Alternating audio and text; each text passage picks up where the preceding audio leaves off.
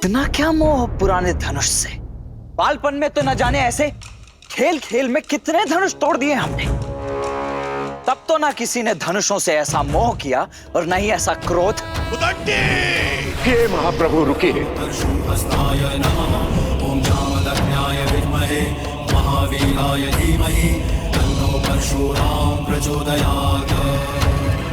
ये दोनों दशरथ पुत्र मेरी छत्र छाया में है।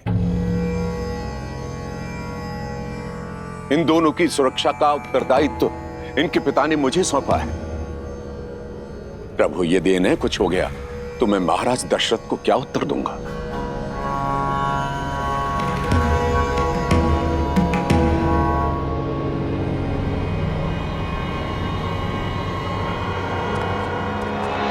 देख रहे हैं इस अभिमानी, इस उदंडी को विश्वामित्र कैसे मंद मंद मुस्कुरा रहा है, कैसे मेरा उपहास कर रहा है। ये जानता नहीं है उस परशुराम को जिसकी एक गर्जना से यह धरती कांप उठती है। सुनी है आपकी ऐसी आत्मा को कपा देने वाली अनेकों कथाएं सुनी है मैंने। भयभीत तो मैं कभी हुआ नहीं, परंतु प्रत्येक कथा का निष्कर्ष सदैव यही निकला कि इतना अनियंत्रित क्रोध, इतना अनैतिक अहंकार तो केवल एक राक्षस में हो सकता है। आश्चर्य है कि आप एक ऋषि हैं। जाइए महर्षि, मैं आपको केवल इसीलिए छोड़ रहा हूं क्योंकि ब्रह्म हत्या का पाप मुझे रघुवंश पर नहीं चाहिए।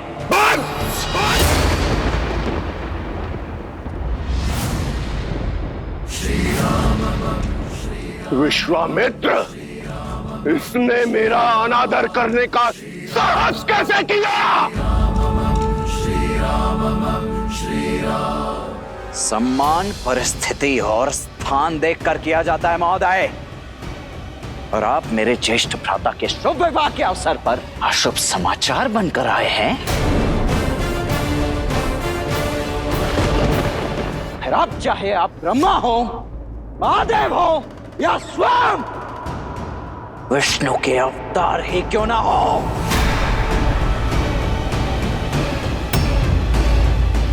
आपके समक्ष ये लक्ष्मण खड़ा है। आप होंगे संसार के भगवान, मेरे भगवान।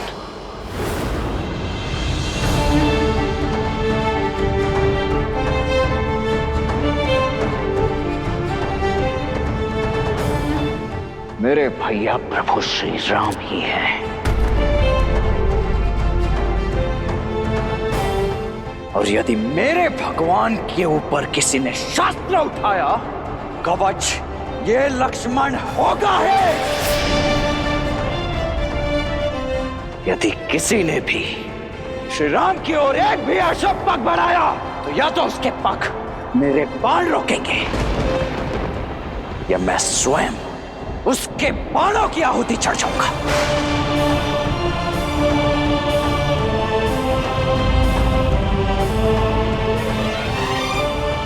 दशरथ पुत्र लक्ष्मण की, श्री रामचंद्र की, श्री रामचंद्र की, राम लक्ष्मण की, राम लक्ष्मण की।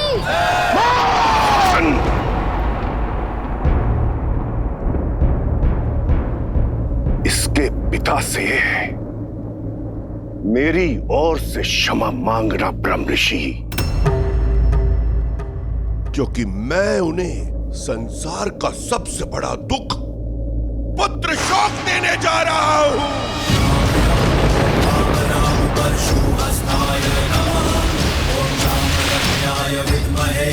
महावीराय धीमहि तन्नो परशुराम प्रचोदयात्।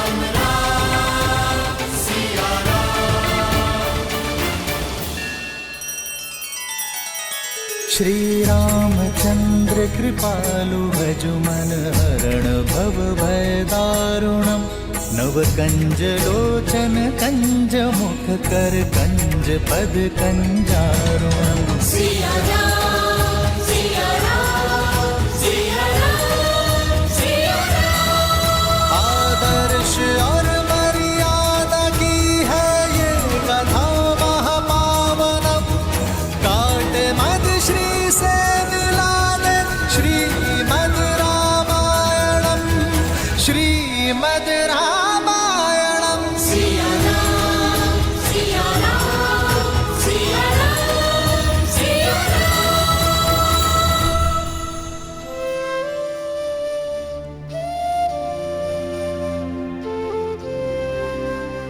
मैं धनुष भंग होने का कारण आदर सहित स्पष्ट कर चुका हूं प्रभु, और विनय पूर्वक अपनी भाई की अज्ञानता के लिए क्षमा चाहता हूं। दया कीजिए प्रभु। जब मृत्यु सामने आई तो क्षमा याचना करने लगे। कदाचित तुम्हें स्मरण नहीं है राम कि परशुराम की झोली में क्षमा नहीं है।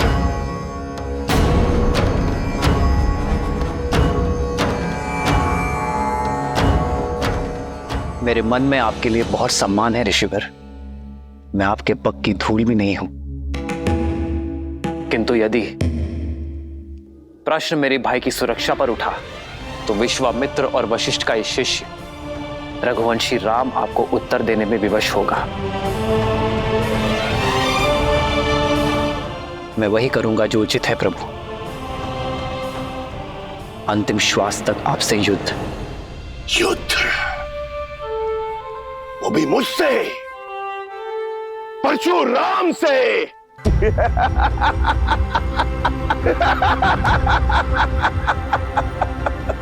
जिसने कार्तिवीर्य अर्जुन की 998 भुजाएं काटकर उसके सर को धड़ से अलग कर दिया, उस परशुराम से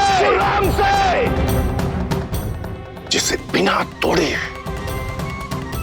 धनुष पर प्रत्यंचा चढ़ाना नहीं आता, वो इस परशुराम के समक्ष शस्त्र उठाएगा।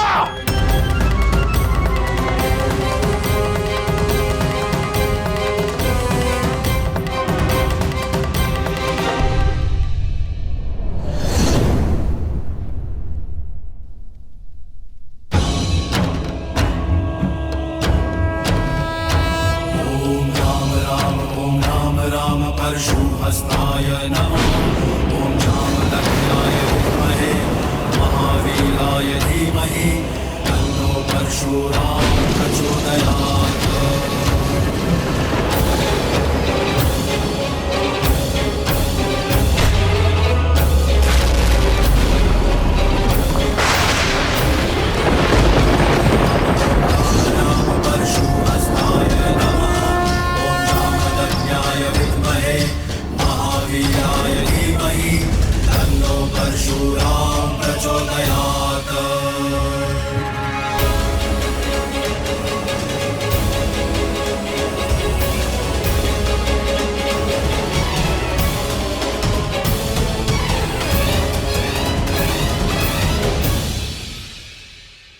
पिनाक को तोड़ने का मद रखने वाले बालक, ये श्री हरि नारायण का धनुष सारंग है।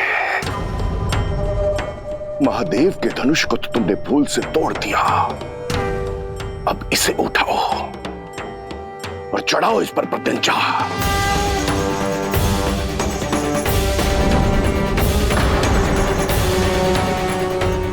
अभिमानी बालक, दिखाओ अपने बल को, कितना बल है तुम में।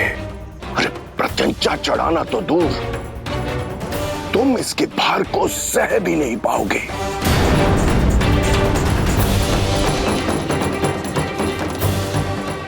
अरे चढ़ाओ प्रत्यंचा, ताकि सब देखें कि अयोध्या का बल इसके भार के नीचे कैसे कुचला गया।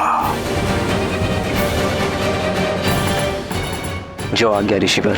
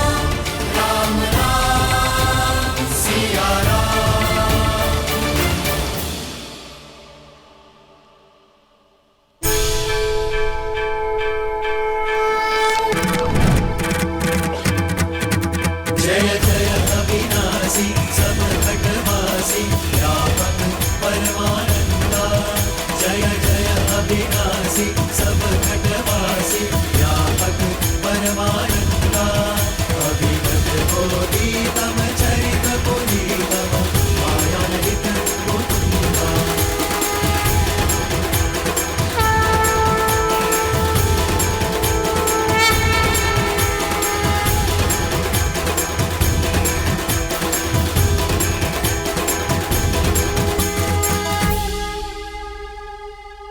अहंकारियों को 21 बार इस धरा से मिटाने के बाद भी मैं अपने अंदर के अहंकार को नहीं मिटा पाया।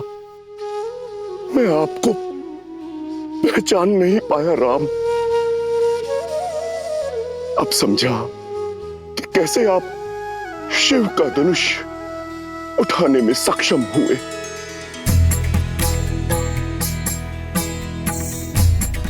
श्री रामचंद्र की जय। श्री रामचंद्र की जय। श्री रामचंद्र की जय। श्री रामचंद्र की जय। श्री रामचंद्र की जय।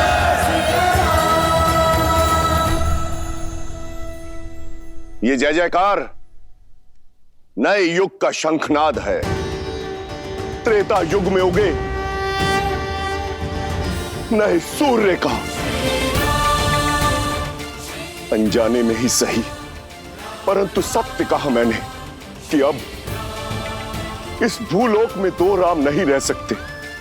अब उस राम की आवश्यकता है जो हर रूप में संपूर्ण है। उस परशुराम की नहीं जो आवेश और क्रोध के कारण अपूर्ण है। भगवान परशुराम, वसंत के आने से ग्रीष्म का महत्व तो कम नहीं हो जाता, वैसे ही राम के आने से परशुराम का महत्व तो घट नहीं जाता। इस संसार को आज भी आपकी आवश्यकता है। चिरंजीवी बनके एक महागुरु के रूप में आपको युगों युगों तक रहना है। महान योद्धाओं को युद्ध की कला और योग का ज्ञान देना है। जो कुछ आपने महादेव से ग्रहण किया है उसे जनमानस को देना है, मानवता को देना है।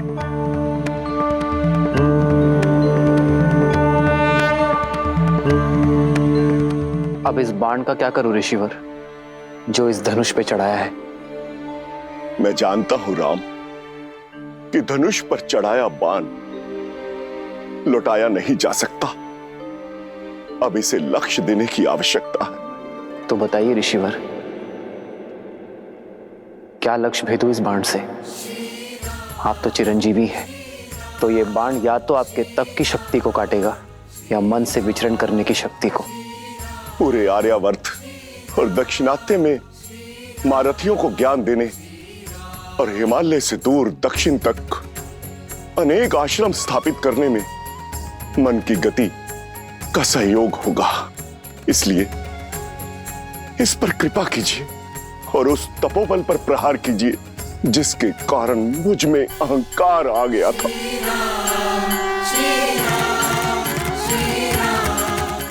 राम, इस बाण को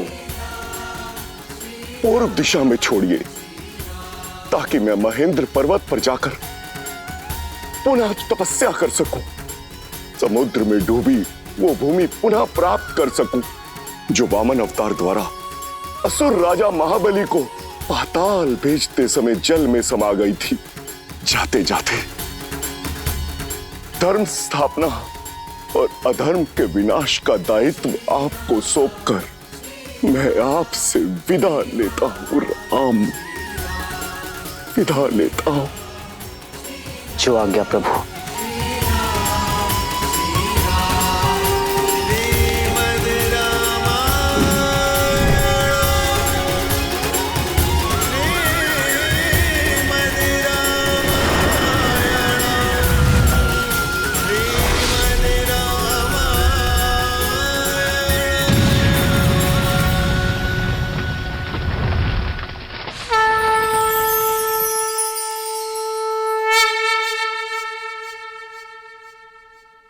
मिथिलेश जनक, महादेव का धनुष भी साध लिया गया और भगवान परशुराम का आशीष भी मिल गया। बस अब किस बात का विलंब? पूरे विधि विधान से विवाह की तैयारियां कीजिए।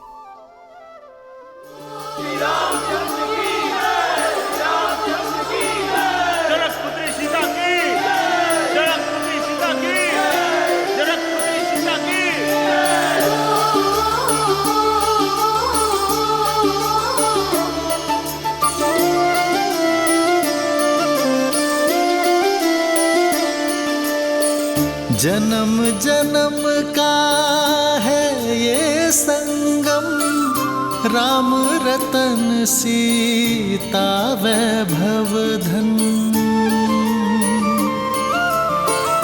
एक है पौरुष एक समर्पण, एक है रूप तो दूजा दर्पण।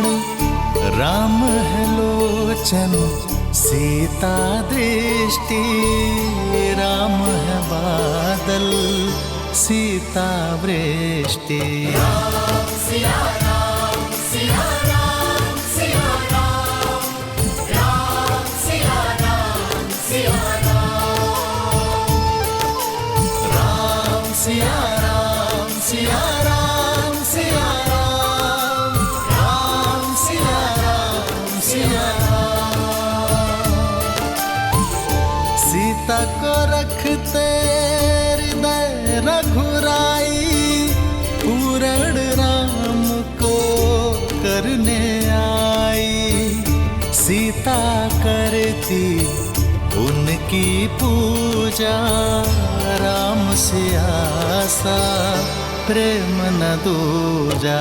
राम सिया राम सिया राम सिया राम, राम सिया राम सिया राम, सिया राम सिया राम। मैं जनक नंदिनी सीता आपको अपने बार और स्वयं को आपकी अर्धांगिनी के रूप में स्वीकार करती हूँ।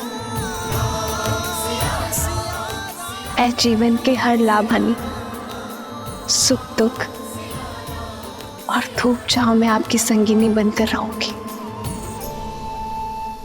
अब केवल मृत्यु ही मुझे आपसे अलग कर सकती है।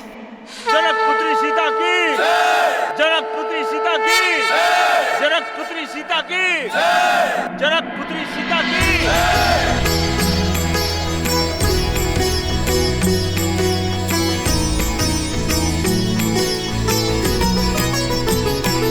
हो सोहती सिए राम के जोरी, छवि सिंगारू मनहु एक ठोरी।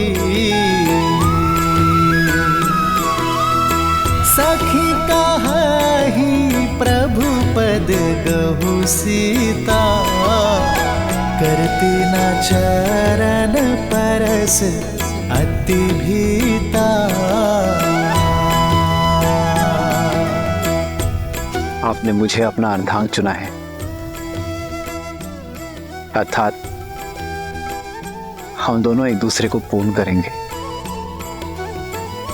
आज से मैं आप हूं और आप मैं, ना कोई छोटा ना कोई बड़ा, ना स्वामी ना सेवक। हर स्थान हर मान में हम दोनों समान होंगे।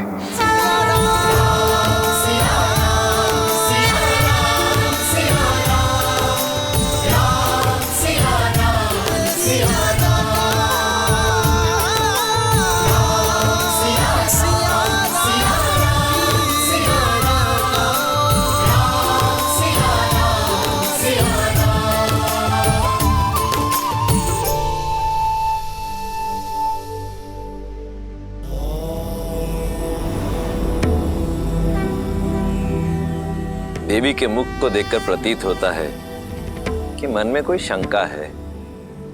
शंका नहीं, उत्सुकता है महादेव।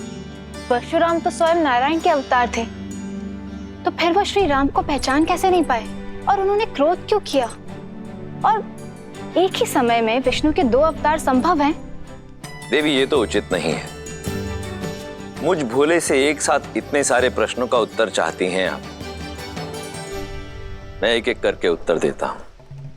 सत्य तो यह है कि भगवान परशुराम ने श्री राम को देखते ही पहचान लिया कि वो नारायण का पूर्ण अवतार है। परंतु आवश्यक ये था कि ये संसार भी जान ले कि वो कोई साधारण राजकुमार नहीं, अपितु स्वयं नारायण है। यही कारण है कि भगवान परशुराम ने श्री राम के समक्ष विष्णु के धनुष सारंग पर प्रत्यंचा चढ़ाने की चुनौती रखी। ऐसा उन्होंने इसलिए किया ताकि ये संसार श्री राम के बल और उनकी श्रेष्ठता को स्वीकार कर सके। रही बात 2 भिन्न अवतारों की, तो यदि लक्ष्य भिन्न हो तो नारायण अवश्य ही 2 अवतार भी ले सकते हैं।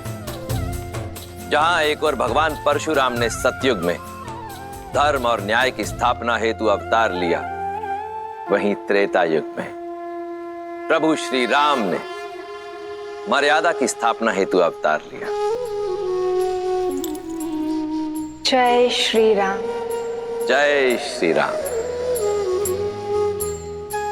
अब कथा में आगे बढ़िए ना महादेव, मुझे श्री राम और सीता का विवाह देखना है। देवी, इतनी आतुरता अच्छी नहीं। आप अपनी अधीरता के रथ को तनिक थामिए। हम सीता और राम के विवाह की बात कर रहे हैं। कितने प्रबंध करने होते हैं, कितने काम होते हैं, उसमें अभी समय लगेगा। परंतु तब तक मैं अपनी प्रिय का मन बहलाने के लिए आपको इसी कथा के एक अन्य पात्र की कथा सुनाता हूं। कौन है वो? मेरा परम भक्त लंकापति रावण, जो अब तक ना तो सीता स्वयंवर में हुए अपने अपमान को भूला था,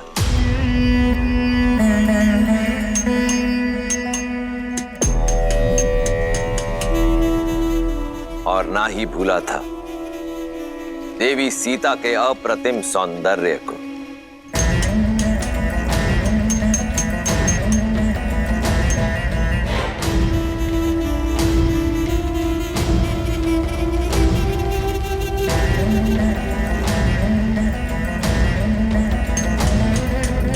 भैया,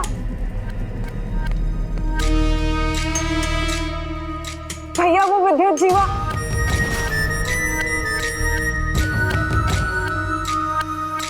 अब क्या किया तुम्हारे उद्दंडपति ने? भैया वो कल रात लौट आया।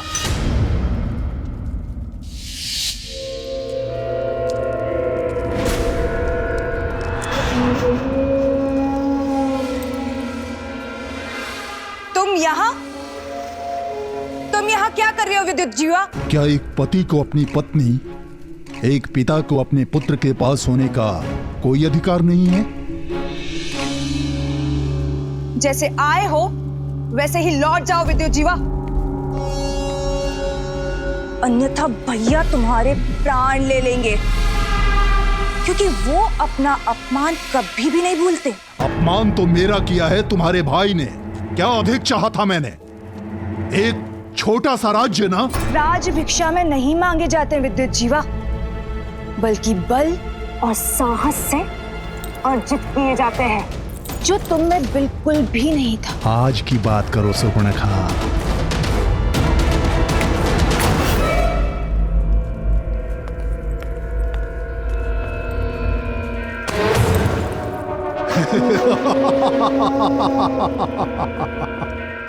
अब मैं वो दुर्बल विद्युत जीवा नहीं रहा। अब मेरे पास माया युद्ध का छल भी है और दैत्य काल के का बल भी।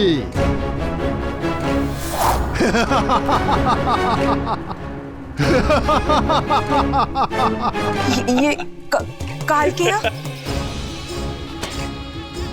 हाँ, काल के अस्त्र। मैं रावण से डरकर भागा नहीं था शूर्पणखा। मैं तो सज्ज हो रहा था उसका सामना करने के लिए। धरा से नीचे गहराई में पाताल और रसातल के मध्य एक नगर है, आसमानगढ़। मायावी नगर है वो, जो रक्षित है नीवट कवच दानवों द्वारा, जो माया युद्ध में प्रबल हैं। और अकेला नहीं हूं मैं, रावण के भय से छुपे आसमानगढ़ में मेरे संबंधी दैत्य काल के भी मेरे साथ हैं। कुछ नहीं कर पाएंगे तुम्हारे ये काल के, क्योंकि स्वयं काल मेरे महाशक्तिशाली भाई का दास है। महाशक्तिशाली? अरे तो कहां है सीता, कहां है शिव धनुष? हाँ, उसकी शक्ति का प्रदर्शन पूरे संसार ने मिथिला में देखा था। अब समय मेरा है, लंका अब मेरी होगी, रावण का अंत होगा। मूर्ख हो तुम, देव असुर यक्ष गंधर्व, कोई भी मेरे भाई को मार नहीं सकता। मार नहीं सकता तो बंदी बना लूंगा, पर रक्तपात से क्या लाभ है? अरे जाओ जाओ, जाकर समझाओ अपने भाई को, सिंहासन त्याग कर मुझे सौंप दे, अन्यथा मेरे पास दूसरे मार्ग भी हैं। भैया, मैं आपका अहित होते हुए नहीं देख सकती, मैं आपका घात होते हुए नहीं देख सकती, इसलिए आपको सावधान करने चली आई। क्षमा कर दीजिए विद्युत जीवा को, मूर्ख है वो, पर मेरा पति है। भैया, आपका ये मौन मुझे भयभीत कर रहा है भैया। अरे बड़बोला है वो। बड़बोला? पहली बार सही बोला। सत्य है,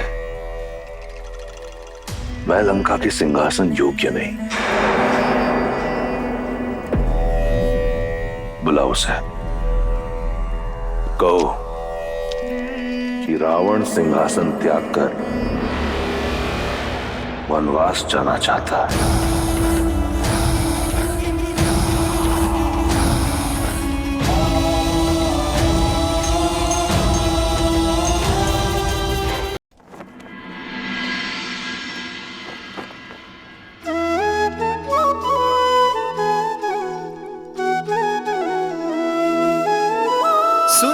महिपति मुकुट मणि तुम सम धन्य न को, राम लखनु जिन्हके तनय विश्व विभूषण दो।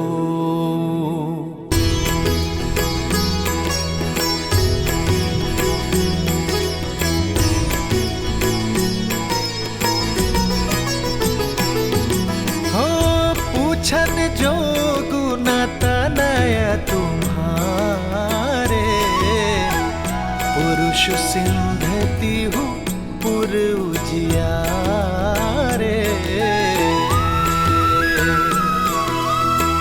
जिन्हके जस प्रताप के आगे, ससिमल नर भी शीतल लागे।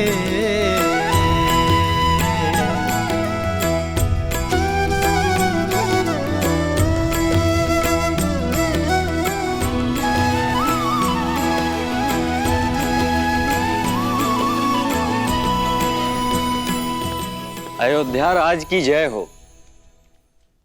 महाराज, मिथिला से आपके लिए संदेश है।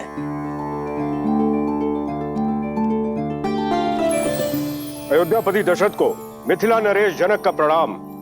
आपको पूर्व में मेरी पुत्री के स्वयंवर के विषय में सूचित किया गया था, पर आपने आने में असमर्थता दिखाई, क्योंकि आपके पुत्र ब्रह्म ऋषि विश्वामित्र के साथ थे। महादेव की कृपा और मां गौरी के आशीर्वाद से ब्रह्म ऋषि विश्वामित्र आपके पुत्र राम और लक्ष्मण को स्वतः स्वयंवर में ले आए, और जब संसार का कोई शूरवीर शिव धनुष की प्रत्यंचा न चढ़ा पाया, तो ब्रह्म ऋषि के आदेश से आपके सुपुत्र श्री राम ने चुनौती पूरी कर दिखाई।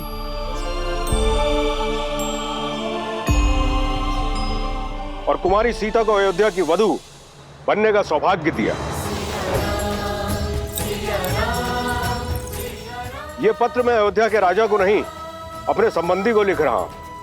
अपने ज्येष्ठ पुत्र के विवाह को अपना शुभ आशीष और अनुमति दे। ब्रह्म ऋषि विश्वामित्र का अनुरोध और हम सबकी मनुहार है कि आप अयोध्या के सभी राजकुमारों सहित इस विवाह में सम्मिलित हों। राजर्षि परिवार, जनक, मिथिला, निवेदक, आर्यावर्त। दशरथ नंदन की, दशरथ नंदन की, दशरथ नंदन की। मेरे राम ने गर्व से मुझे शिखर पर बिठा दिया है। क्या कही सुमित्रा, कौशल्या, सुना तुमने? महादेव के धनुष पर प्रत्यंचा चढ़ाई है मेरे राम ने।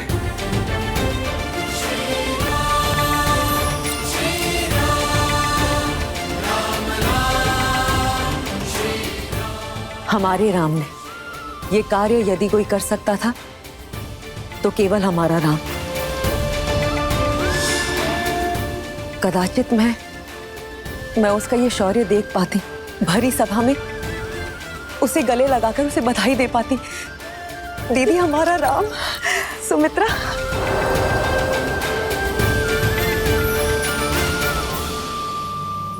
तो ऋषि जवाली, क्या कहती है अयोध्या की नीति? क्या एक पुत्र के विवाह के लिए राजा अपने राज्य को छोड़कर जा सकता है या नहीं?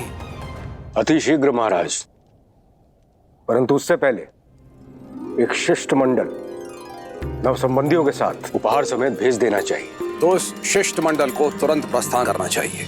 जी। ब्राह्मणों और पुरोहितों के दल को मिथिला की ओर प्रस्थान करने के लिए कहें। राजा जनक को सूचित किया जाए कि समस्त अयोध्या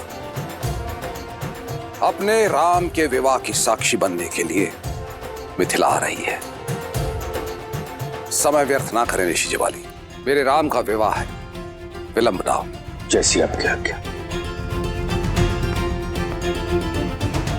महामंत्री सुमंत्र, अयोध्या के सभी रथों को सज्ज कीजिए और उन्हें उपहारों से लाद दीजिए। जो आज्ञा महाराज। देवी कौशल्या, नव विवाहितों के स्वागत के लिए अयोध्या को एक नव वधू की तरह सज्जित कर दीजिए। देवी सुमित्रा, भरत और शत्रुघ्न को संदेश भेजा जाए कि वो शीघ्र अतिशीघ्र मिथिला पहुंचे। कैकेयी, उत्सव की घड़ी आ गई है, सभी प्रबंधों को देखो, कोई कमी नहीं रहनी चाहिए। मैं गुरुदेव वशिष्ठ से मिलकर आता हूं। ये विवाह उन्हीं के आशीर्वाद से होगा। जी महाराज, मेरे राम का विवाह है, मेरे राम का।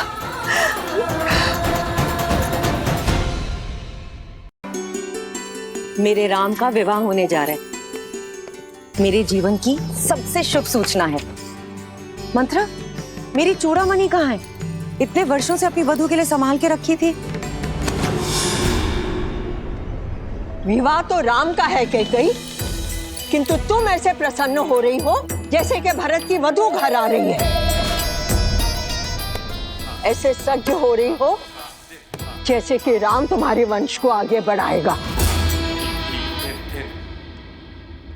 मां कहकर नहीं पुकारा होता ना, तो अभी इसी क्षण तुम्हारी जीभ काट देती। वो जीभ जो सदैव शुभ अवसर पर विष उगलती है।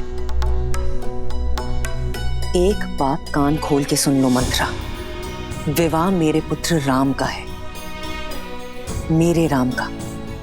समझी तुम?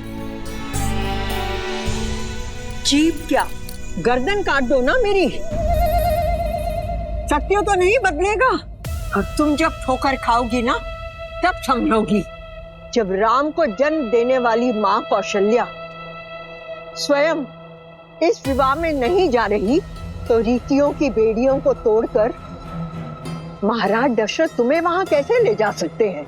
रीति तो स्त्रियों के युद्ध में जाने की भी नहीं है रघुवंश में। फिर भी वे मुझे लेकर गए ना, क्योंकि वे मुझसे प्रेम करते हैं। उनकी सबसे प्रिय पत्नी हूं मैं, राम की सबसे प्रिय मां। और फिर अगर वहां जाऊंगी तो भरत से भी भेंट कर लूंगी। अब तो मुझे बातों में मत उलझाओ, शीघ्र मेरी चूड़ामणि ढूंढो। मैं आज एक बार फिर से महाराज को चौंका देना चाहती हूँ। आपने सही कहा था गुरुवर। श्राप के भय से मैं अपनी ही संतान के भविष्य के आड़े आ रहा था।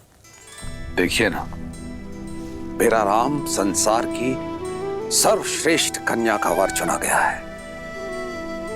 यदि उस दिन मैं उसे ब्रह्म ऋषि विश्वामित्र के साथ जाने से रोकता तो राम शिव धनुष उठाकर मेरा और अयोध्या का गौरव किस प्रकार बढ़ा पाता।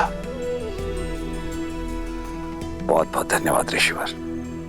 धन्यवाद महादेव का, जिन्होंने राम और अयोध्या के साथ साथ हम सबको यह गौरव दिया।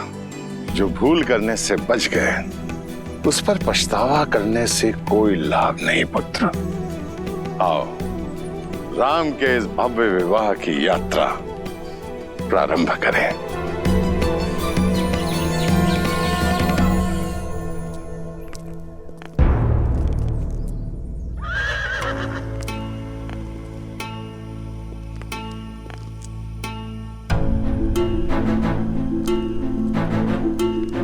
महाराज, इतना विलंब क्यों कर रहे हैं? शीघ्र चलिए, जनक वहां हमारी प्रतीक्षा में है। हम दोनों साथ मिलकर अपने राम के भव्य विवाह को देखेंगे।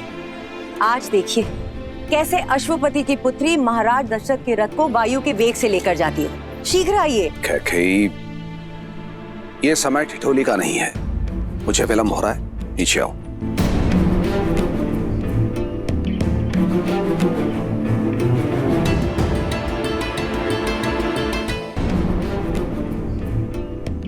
अच्छा, तो अब महाराज रीति नीति की दुहाई देकर मुझे रोकने का प्रयास करेंगे। कोई भी रीति या नीति मुझे अपने राम के विवाह में जाने से नहीं रोक सकती महाराज। कौशल्या और सुमित्रा भी राम की मां है, किंतु वो भी तो नहीं जा रही। और फिर परिस्थितियां भी अनुकूल नहीं है। राम के द्वारा धनुष को भंग करने के कारण बहुत से राजाओं के स्वप्न भंग हुए हैं और ईर्ष्या में वो मिथिला और अयोध्या के शत्रु बन बैठे हैं। इसी कारणवश यदि मार्ग में कोई अनहोनी हो गई तो तब तो मेरा जाना और आवश्यक है महाराज, आपकी रक्षा करने के लिए। कैकेयी, मैं अपनी नहीं अयोध्या की बात कर रहा हूं। ना ही तो कोई मेरा पुत्र है और ना ही कोई मंत्री, हो तो केवल तुम। सुमित्रा और कौशल्या परिवार को संभाल सकती हैं, किंतु सुरक्षा की दृष्टि से सबसे श्रेष्ठ तो तुम ही हो कैकेयी। किंतु मेरे राम का विवाह है महाराज, ये अवसर मुझसे मत छीनिए। मैं अपने राम को फेरे लेते हुए देखना चाहती हूँ। कैकेयी, धर्म पत्नी हो, धर्म संकट में मत डालो।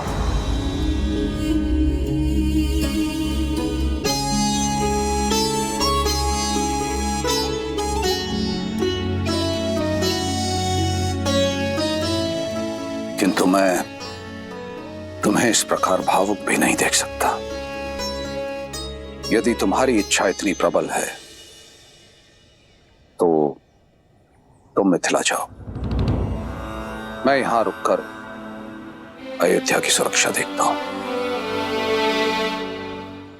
महाराज, इतनी स्वार्थी भी नहीं है आपकी कैकेयी। जानती हूं आपके राम में आपके प्राण बसते हैं। उसका विवाह देखना आपका सबसे बड़ा स्वप्न है। ये स्वप्न कैसे छीन लूं आपसे? वैसे भी मेरा मन आपसे थोड़ा अधिक कठोर है, ये पीड़ा सह लेगा। आप जाएं महाराज, अपने पुत्र के विवाह का आनंद उठाएं। अयोध्या की रक्षा करने के लिए आपकी कैकेयी है।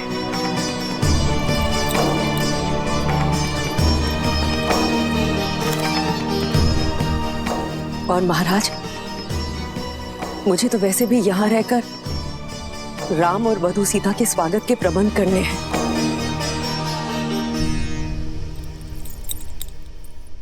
ऐसे सजाऊंगी अयोध्या को कि इंद्रलोक की दमक और वैकुंठ की शोभा भी फीकी पड़ जाएगी। प्रिय कैकेयी, ये मेरा वचन है, अगली बार कोई बाधा नहीं होगी।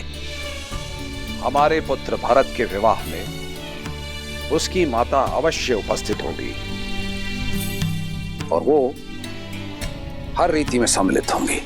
आप राम और सीता को मेरा प्रेम दीजिएगा। आप जाए महाराज, विदा।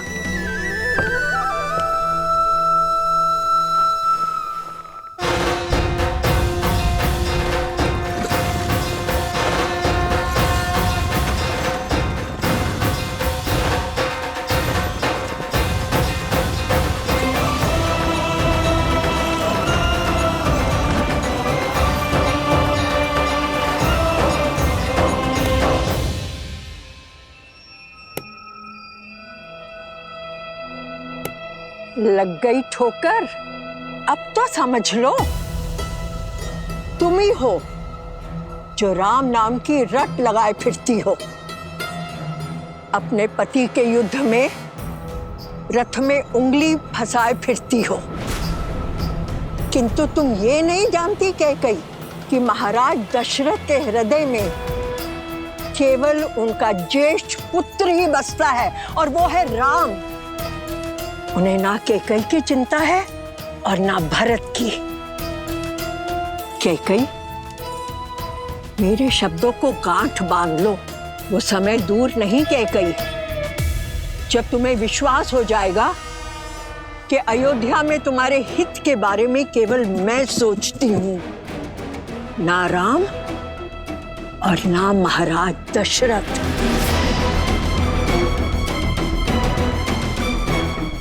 तुम्हें मौन रहने का आदेश दिया था ना, तो मौन रहो। सभी कार्यकारियों को सभा में आने का आदेश दिया जाए। स्वागत के प्रबंध निश्चित करने हैं। अयोध्या का भविष्य